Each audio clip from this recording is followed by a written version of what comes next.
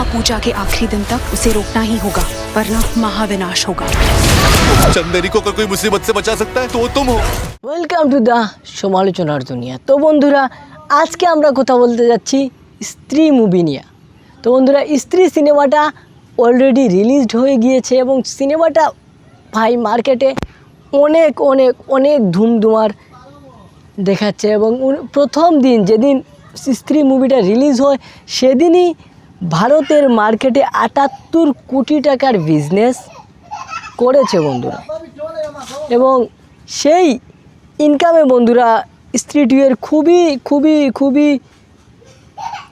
Chance রয়েছে যে ১,০০০ কোটি টাকার কালেকশন হয়তো বা করে নিতে পারে, হয়তো বা, কারণ অলরেডি টোটাল ওয়ার্ল্ড ওয়াইড স্ত্রী টু ৫৬০ কোটি টাকার কোটি রুপির কালেকশন করে নিয়েছে তার ১১ নম্বর দিন পর্যন্ত হিসাব আমি বলতেছি।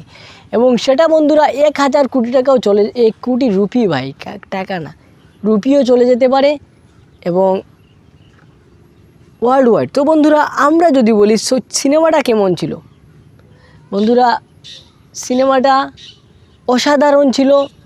এখানে আমি আপনাদের কাছে জাস্ট স্পয়লার ফ্রি কিছু কিছু জিনিস বলতে চাই, সেটা হচ্ছে যদিও এটা স্পয়লারের অন্তর্ভুক্ত হয়ে যায়। সেখানে বন্ধুরা আমরা যেমন মার্বেল সিনেমাটিক ইউনিভার্সের থেনোস, ঠিক সেই রকম এই হরর সিনেমাটিক ইউনিভার্সের থেনোস মিস্টার অক্ষয় কুমারকে দেখেছি, যে আসলে সারকাটা যে ভিলেনটা ছিল সেই ভিলেনের গরম লাভা, মানে ফুটন্ত লাভা খেয়ে নেয় এবং ভয়ঙ্কর একটা রূপ ধারণ করে। এবং আশা করতেছি বন্ধুরা ফিউচারে সেই লেভেলের, মানে ইনফিনিটি লেভেলের, যেমন থেনোস ইনফিনিটি স্টোন জোড়া করতে লেগে গিয়েছিল, সংগ্রহ করতে লেগে গিয়েছিল, ঠিক তেমনভাবে মিস্টার অক্ষয় কুমার এই থেনোসের যে রুতবা ছিল, থেনোস যে প্রভাবটা দেখিয়েছিল, সেই প্রভাবটা দেখাবেন এই horror ইউনিভার্সে mister Akshay Kumar.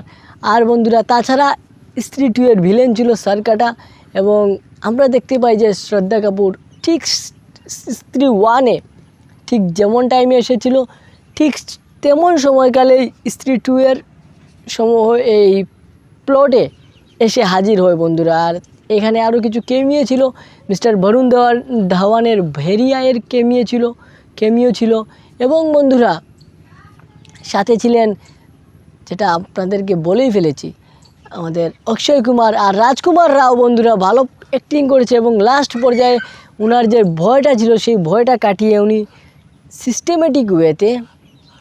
Systematic ওয়েতে পুরা বিষয়টা কন্ট্রোল করেন এবং পুরা সিনেমার মেইন ফোকাস যদিও শ্রদ্ধা কাপুরের উপরে ছিল, তবুও লাইমলাইট কেড়েছেন বলতে হয় মিস্টার রাজকুমার রাও। এবং বন্ধুরা বাকি যারা ছিলেন তারা ভালোই দেখিয়েছেন নিজেদের কামাল।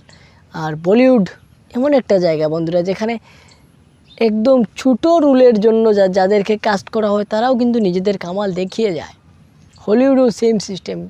এটা আমাদের বাংলা সিনেমায় শুধুমাত্র মিসিং থাকে যে আমরা আমাদের নিজেদের মেইন স্টার কাস্টের উপরে আমরা এতটাই নির্ভর হয়ে যাই, মেইন লিড হিরোইনদের উপর এতটাই নির্ভর হয়ে যায় যে আমরা সাইড রুলে ছোটো। বন্ধুরা, কেমন লেগেছে ভিডিওটা, কেমন লেগেছে স্ত্রী টু অবশ্যই কমেন্টে জানিয়ে দেবেন। দেখা হচ্ছে নেক্সট ভিডিওতে। আজকের মতো বিদায়, আসসালামু আলাইকুম।